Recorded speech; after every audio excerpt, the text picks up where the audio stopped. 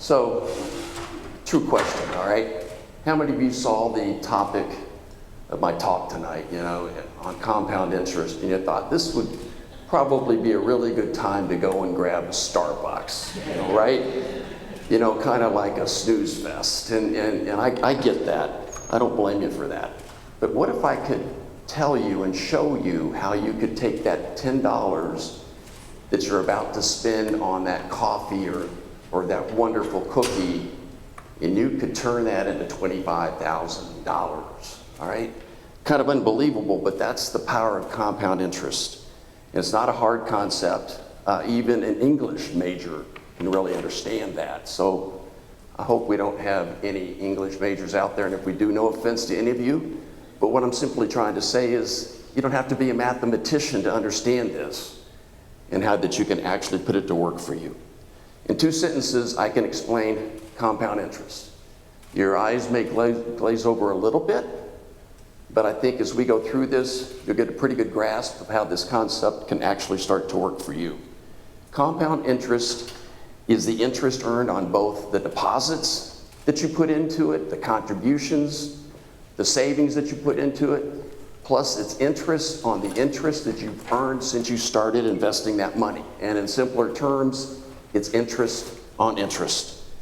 And it's one way that you can definitely increase the power and the growth of your investments over time.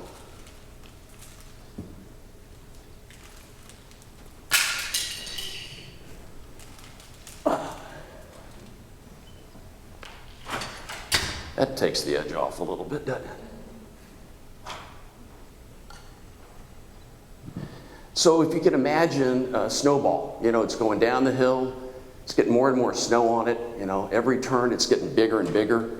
And compound interest is a lot like that. Instead of snow, you've got interest. And instead of a hill, you have the financial markets, and they're working for you. So let me give you an example. I hope this makes a little sense. So we have Sasha and Sarah. And Sasha found a way that she could give up just a few bucks, every week, every month. Maybe she forego going out to dinner one night or didn't have quite as many coffees and cookies and so on. So she started at age 25, investing $6,000 a year. That's $500 a month. That's $114 a week, so it's not that much money. And she ended up earning 7%. Then Sarah thought, I don't have that kind of money. I'll just wait a little bit. And so Sarah started contributing when she was 30 years old, just 5 years later. The same amount of money, the same rate of return. And as you can see, Sasha ended up with $1.5 million almost. And Sarah ended up with just a little bit over $1 million. They both invested the exact same amount of money and received the same rate of return. The main difference was that Sasha started earlier. You can never start soon enough. Now we go there. So how can you put compound interest to work for you? There's like 3 key principles I want to cover. They're super simple. And the first one, probably the most important one, is you want to pay yourself first, okay? And you probably heard other people telling you that. Maybe your parents told you that. Maybe other people are telling you that at some point you realize are very wise. But pay yourself first. It's probably the biggest concept. Because the sooner that you begin to do that, the sooner you have the opportunity to watch that money grow. And you've got to start somewhere. And you may be thinking, give me a break. I'm a college student. I don't even have my first full-time job yet. And I get that. We put 3 wonderful children to school. And our youngest one, Josh, is still going to Cedarville College. He's got a year left before he graduates. But he grew up with these concepts, and he's found some really creative ways to save money and to start putting money back even now. So let's say that you can just skip maybe 1 restaurant meal a day or a night or a week, and you can divert that money into savings. Okay, that becomes your foundation because you've got to start somewhere. The easiest way to do this is by doing it automatically, where you take those contributions, the savings, whatever you want to call it, and you put them on autopilot, okay, to where you don't have to lift a finger. It's automatically done for you. So when you're pondering how do I start? When do I start?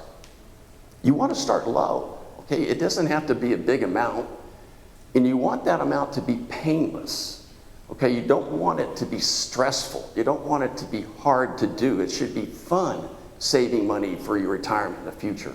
Otherwise, you're probably not going to do it. So you want to play around with the amount. When Kathy and I, my beautiful bride and I, were married, and we started investing, I think, about 150 years ago, it feels like. We started just this way. We didn't have a whole lot of money. We started with $25 a month. It came directly out of our checking account. It went into the same investment month after month. Before we knew it, we were up to $100 a month. And then over several months, it was less than a year, we got up to $600 a month. And then Kathy comes to me, and she's like, this hurts. We're not able to do the things we need to do. And I said, well, then dial it back. Let's go down to $500. Remember, this shouldn't be painful. It should be fun to do. And you know what? That was super easy for us to do, okay? Because we didn't even realize that we didn't have that money coming in, okay? Because we had a chance to save it before we spent it. So that's just an idea. And again, it doesn't matter what you start with. It's just important that you start. Because here's the real key. Before you know it, you're going to be done with your working years. And maybe because you've learned some of these concepts that we're talking about today, you'll be able to retire when you want to retire and on your terms. Okay? Otherwise, you're going to find that you're 65, you're 70 years old. Maybe you decide, I guess I'll retire and turn on my Social Security and I'll live off of what little I've invested. You got to curtail things. You're not able to do the things you wanted to do, like travel and chase the grandkids away. Because that's no way to retire. And I've worked with thousands of people to help them retire. I work with people that just didn't apply some of these basic rules along the way. And unfortunately, there was nothing that we could do to help them. So make sure and take the time to start now. Remember, nothing makes up for time. This brings me to my second concept. It's called the Rule of 72. The Rule of 72 is really simple. It lets you know what interest rate money will double. Because if you look at retirement or savings and you want to make it fun, okay, then I want to make it a game. Okay, I love playing games. I don't like getting beat, okay? And I'll be honest, I don't like a whole lot of rules. I think the speed limit's kind of a suggestion, when I go on the highway. But this is a rule I kind of like. So if you're trying to map out your retirement, it's kind of fun to see doubles. Okay, how many doubles does it have? If you start with $10,000 in 10 years, how long will it take for that to double? How many doubles do you have in your lifetime? So you simply take a given interest rate, let's say 7%, it's not on the chart. You divide that by 72, that comes out to about 10. So that means that 7%, it will take about a decade for your money to double. So how many doubles do you have left in your life? So a side note is if you're looking for things to invest in to get a return or an interest rate, then I recommend you choose those types of investments or accounts that have been around for a long time. Ideally more than 10 years.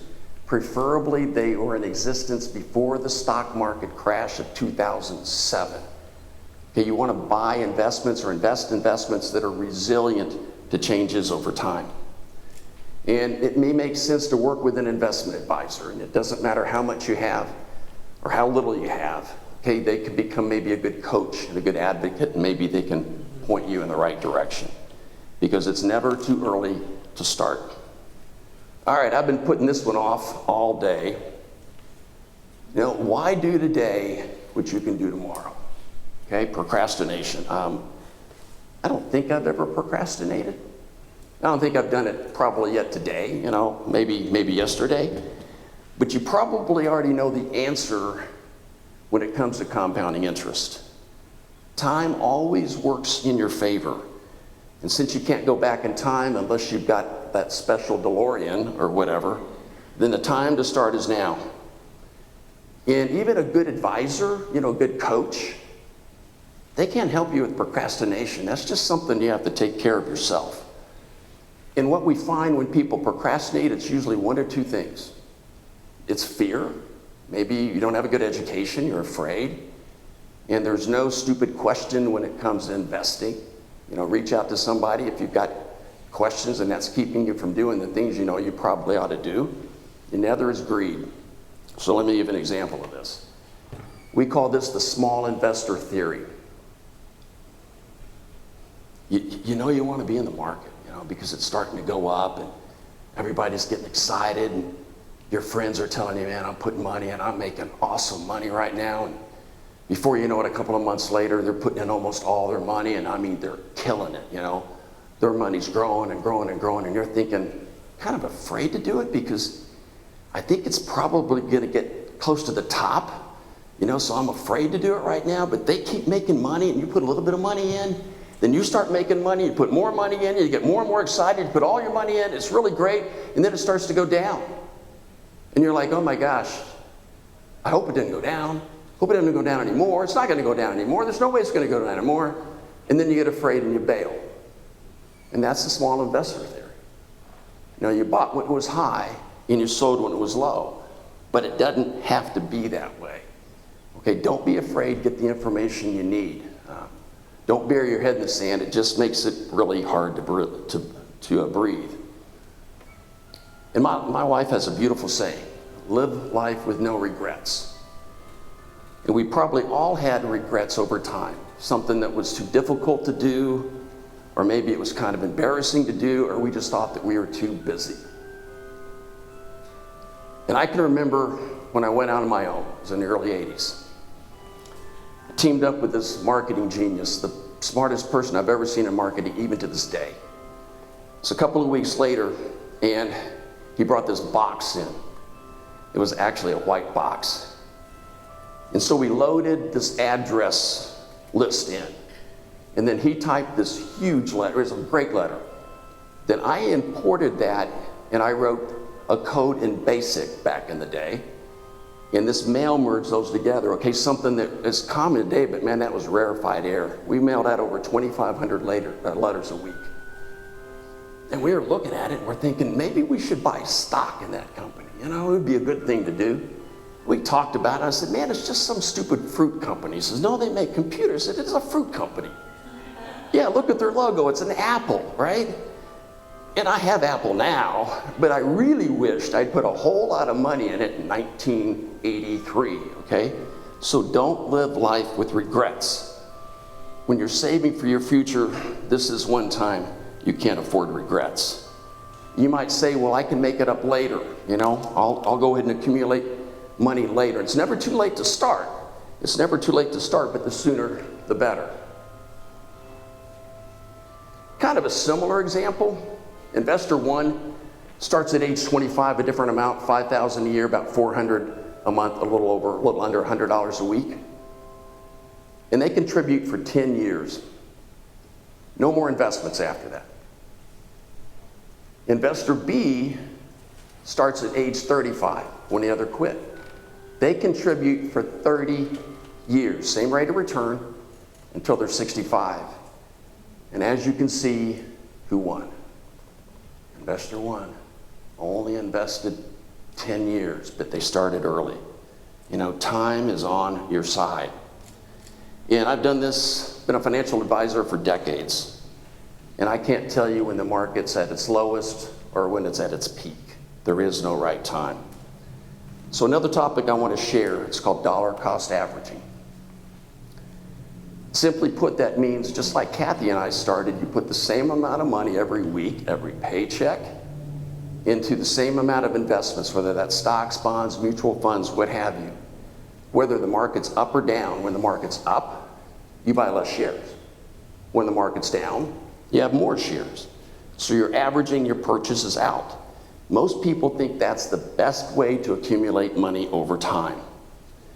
And you want to start by having that money go directly from your paycheck if possible. Kathy and I didn't have that chance when we started. But you have these things called 401ks today, IRAs today, where you can put the money directly into an investment before you have a chance to spend it. Then you can sit back and watch the power of compound interest. Albert Einstein was once stated that compound interest is the eighth wonder of the world. He who understands it earns it. Those that don't, pay it. My youngest daughter came over from Peoria last night with her husband, her granddaughter, her daughter, and her baby-to-be. Gender reveal is tomorrow. And so we're talking about this, and she says, I know how it works. She goes, I don't know the investments to put into, we just covered it. She goes, but I know exactly how it works where it hurts. And that's with their student loans, you know. So compound interest can work in reverse. And if you're trying to take advantage of that, you want to pay off the items that have the highest interest rate first. So I don't know if Albert Einstein really said that. There's a pretty good debate as to whether or not he did, but whoever did say it was, in my opinion, a genius.